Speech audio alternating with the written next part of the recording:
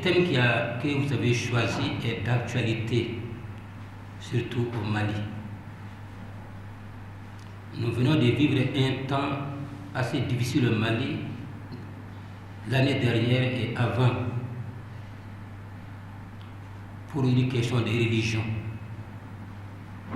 Certains ont prétendu qu'ils sont la meilleure religion et on est parti démolir des mosquées, de ceci, de cela et tuer des personnes au nord du Mali. Ça ne nous a pas laissé indifférents. Toute la sous-région s'est mise ensemble pour travailler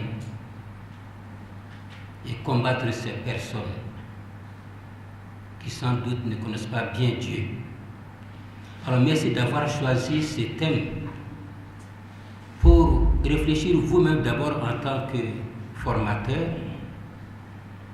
et pour que demain, après-demain, dans nos grands séminaires de la sous-région, nos grands séminaristes, les futurs prêtres, puissent être déjà imprégnés de cet esprit de dialogue, afin de savoir comment se comporter. Parce que Dieu aime tous les hommes. Et Christ est mort pour tous les hommes. Nous avons à nous occuper de tous les hommes, même s'il y a un savoir-faire là-dedans. Alors, je n'ai pas été envoyé pour faire un discours, mais vraiment vous dire merci. Église famille, avançons avec Marie, avançons au large, avançons au large. Monsieur l'abbé, bonjour. Bonjour. Depuis quelques jours, les professeurs des grands séminaires du Burkina Faso, de la Guinée-Conakry et du Mali sont en réunion. Pouvez-vous nous dire quel est le but de cette réunion? Alors, cette réunion s'appelle la réunion inter-grand séminaire. En réalité, ça regroupe les séminaires qui sont issus du grand séminaire Saint-Pierre-Claver de Koumi, à Bobo-Dioulasso, au Burkina. C'est-à-dire qu'au départ, tout le monde allait à Koumi pour la formation. Et à un moment donné, on a créé d'autres séminaires, dont le grand séminaire Saint-Augustin, qui était à Sébenikoro et transféré actuellement à Samaya. Alors à partir de ce moment, il a été trouvé nécessaire de faire profiter les autres séminaires de l'expérience de Koumi. Et c'est dans ce cadre-là que les formateurs des différents séminaires se retrouvent chaque 2 ans pour réfléchir ensemble sur un thème. Par exemple, cette année, ils ont parlé donc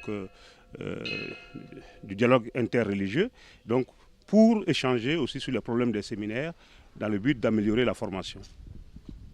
C'est traditionnel pour les grands séminaires de la sous-région du Burkina, du Mali, de la Guinée de se retrouver. Et cette rencontre que nous tenons à Samaya depuis lundi est la 13e. Et nous avons choisi de nous pencher essentiellement sur la problématique du dialogue interreligieux, tenant compte du contexte socio-politique de notre sous-région, du contexte ecclésial. Durant cette rencontre, nous avons parlé des problèmes que vivent nos maisons de formation, aussi bien en Guinée, au Mali qu'au Burkina. Mais le sujet central ou le thème central était vraiment celui de la formation, donc sur le dialogue interreligieux. Nous avons réussi à partager nos expériences, donc les expériences dans les maisons de formation de la Guinée, du Burkina et du Mali. Au sortir de cette importante rencontre, qu'est-ce que vous retenez?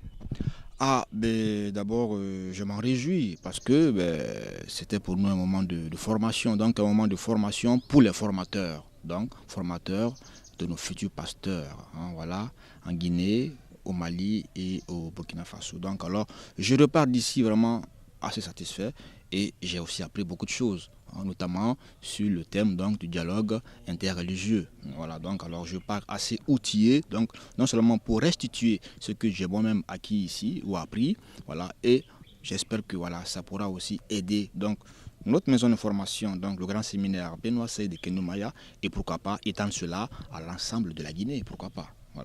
Au sortir de cette rencontre, comme formateur, je retiens que j'ai été de nouveau enrichi pour cet aspect de la formation que je dispense.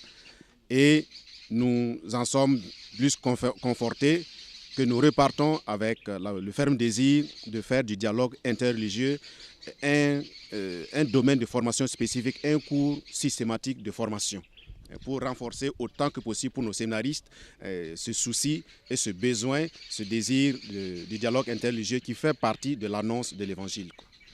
Vous savez que déjà le Mali et la Guinée sont deux pays qui partagent, comme on dit, une amitié assez historique. Ce qui veut dire que ce qu'on vit aussi bien au Mali se vit chez nous aussi en Guinée.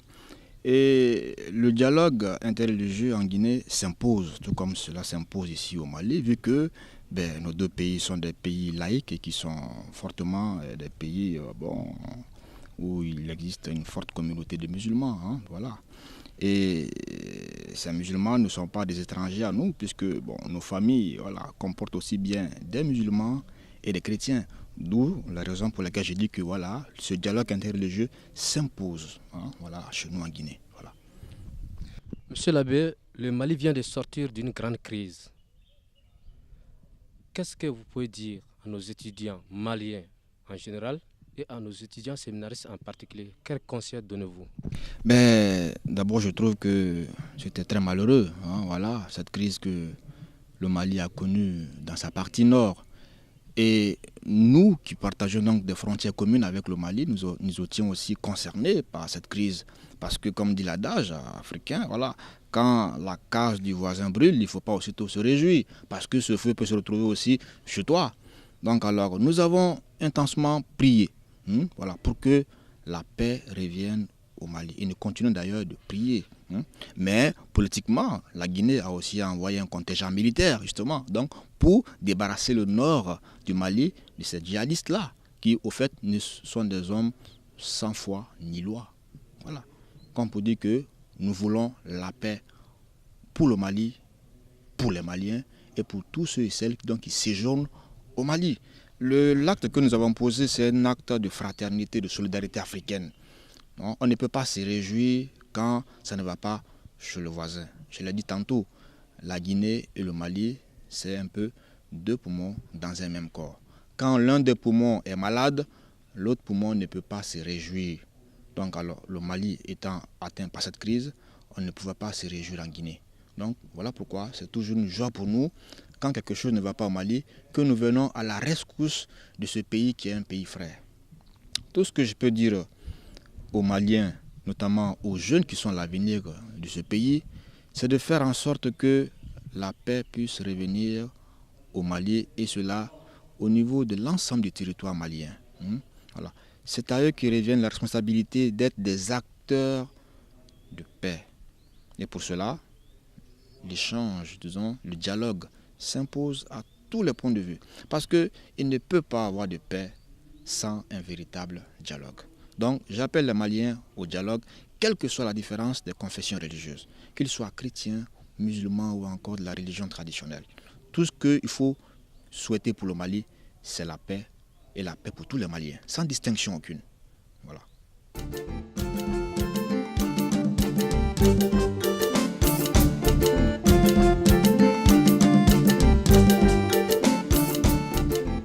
Jacob ye Joseph Bangui, Maria Fruche.